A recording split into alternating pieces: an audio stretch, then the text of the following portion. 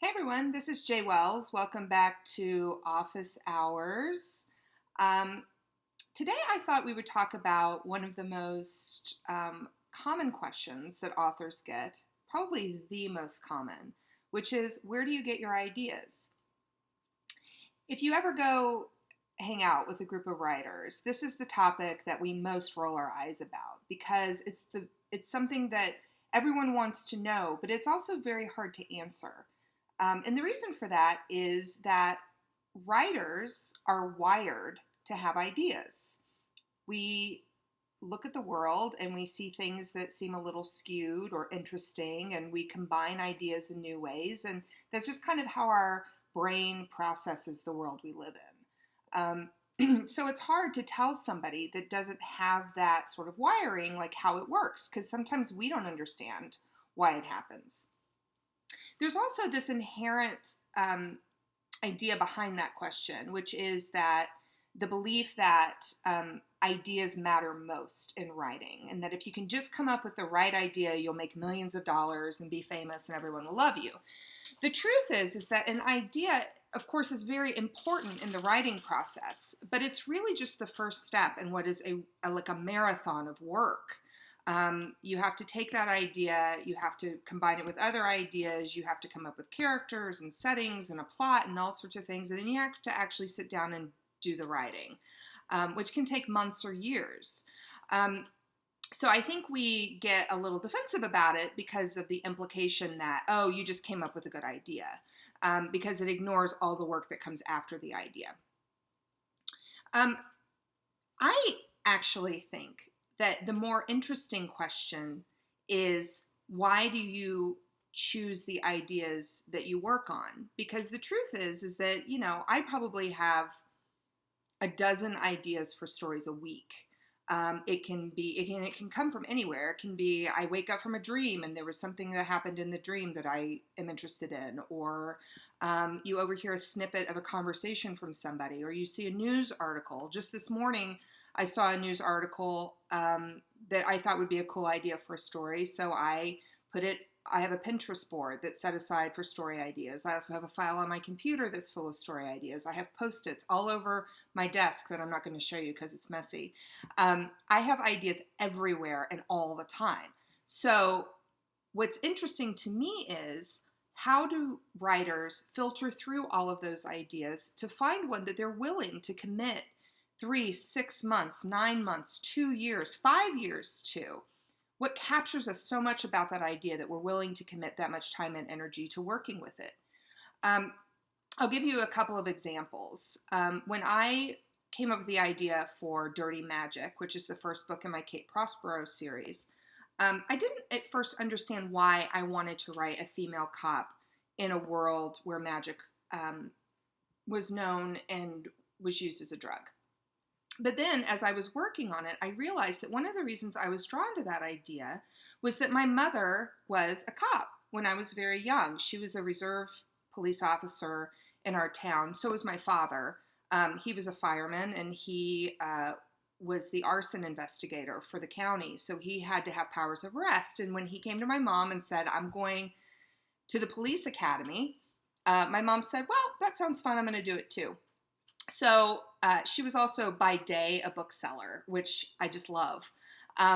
So a lot of my early memories were seeing my mom come home in her police uniform.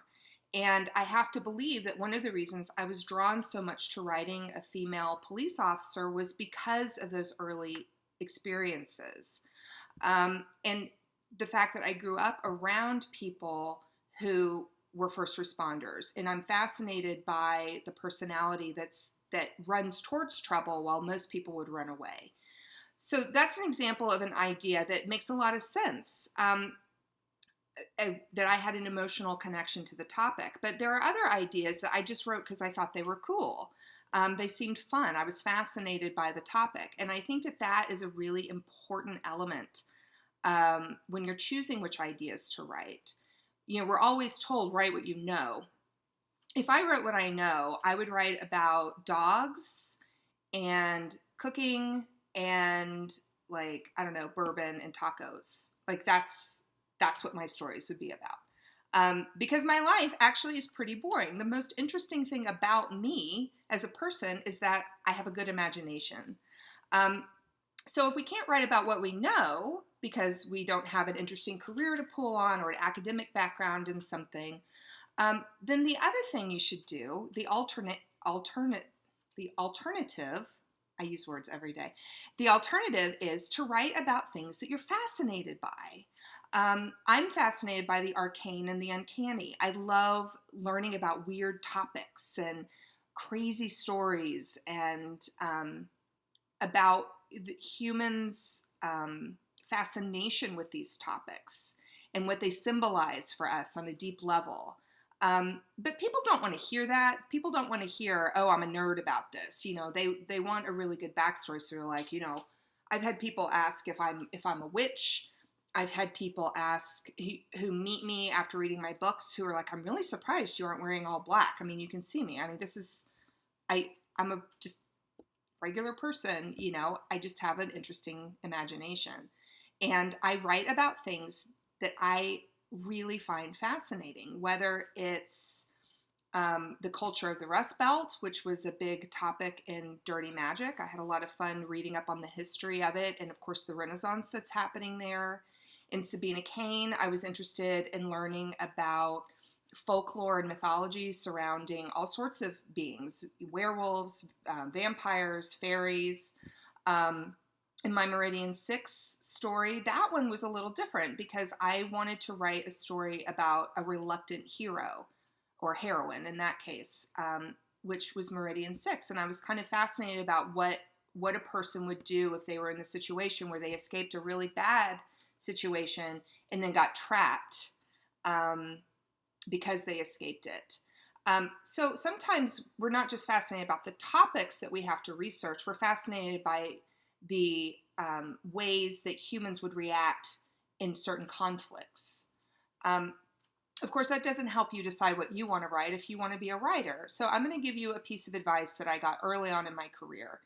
The year I turned 30, I decided I was finally going to write a book. I talked about it for years, and I never sat down and saw a story through from beginning to end because it was always hard. But I gave myself permission to be a beginner, and I said, I'm just going to write a story. And I took a class at the local community college. And of course, we all had the question, what should I write? And the teacher said, go home, look at your bookcases, in whatever genres you like to read, whatever topics you read the most, that's probably where you should begin.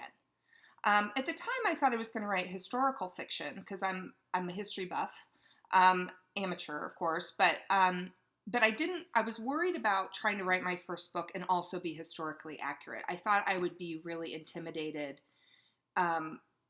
trying to balance both of those. So I thought I'm just going to write a story. And I went home and I looked at my bookcases and I realized that I was a huge fan of vampire fiction. And it was something that had never really occurred to me. I just read them. I didn't identify as a vampire person or whatever. I just like to read everything from Anne Rice to Sherilyn Kenyon to, Lindsay Sands. If it had a vampire in it, I wanted to read it. And so I thought, well, I'll write a vampire story. And that's how it got started. And I have not really looked back since about writing about the paranormal because I realized after writing that first story that it opened up the door and all these new ideas for different types of supernatural and paranormal stories came up. Now, through my career, the types of paranormal stories I write has changed. The first book I ever wrote was a paranormal romance, and then I wrote urban fantasy. And then I wrote an urban fantasy mixed with a police procedural. And then I wrote a dystopian vampire story with Meridian 6. And I just finished a gothic novel set in Appalachia. So the things that you're fascinated by and want to write about will evolve as you keep writing. And I think it's just important to follow your fascination. And I guess that's all it really comes down to. Follow your fascination, and then your writing will feel like play. It won't feel like punishment or work. I'm a huge advocate of not having your writing feel like punishment. So that's what I have to say about ideas. If you have questions, leave them in comments. And of course, if there's a topic you want me to tackle in my office hours, I'd be happy to do it. And if you want to know more about my books, check out www.jaywells.com. Thanks.